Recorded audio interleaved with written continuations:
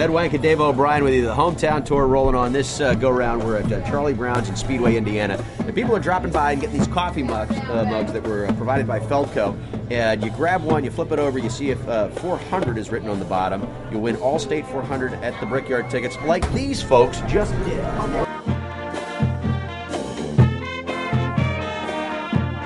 Jeff Smith, longtime Speedway resident, joins us as well. And it weren't just drivers and crews and other folks who involved directly in the race, staying with local families. Other dignitaries, visiting dignitaries, some of them from overseas actually stayed with some of the folks around here. Who stayed with you, Jeff?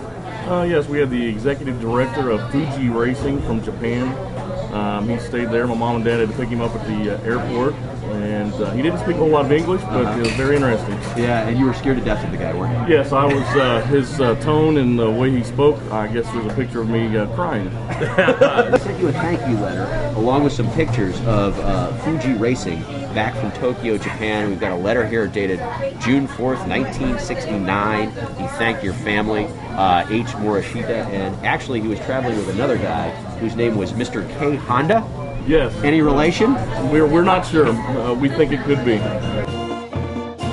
And we are joined by somebody that you're probably familiar with if you've been around the Speedway at all for any length of time. Donald Davidson, the official historian of the Indianapolis Motor Speedway. Welcome.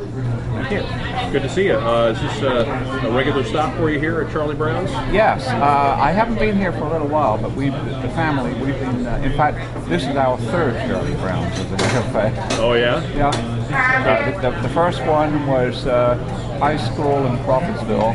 It had been a Dairy Queen, I think, or something. No, it had been a Frisch's. That was it. It had been a Frisch's. And now it's Hardee's, but that building used to be Charlie Brown's. Right, and then they moved across the street where El Rodeo is.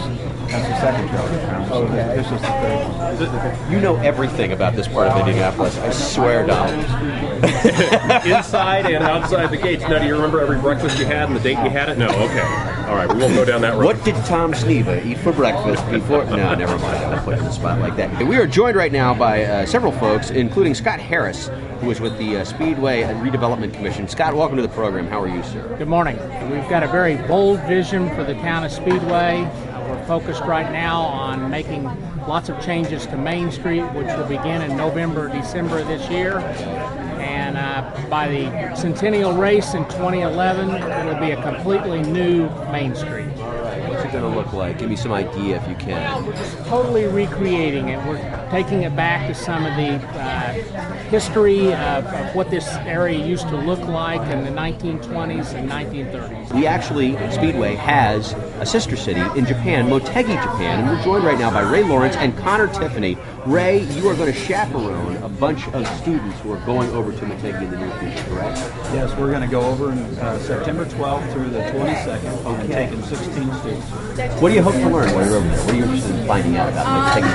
Well, like what a normal day is in Japan and how it's different from a normal day in the United States. It's exactly like your with Samurai Story. That's the only difference. The Wank and O'Brien hometown tour continues on 97.1 Hank FM.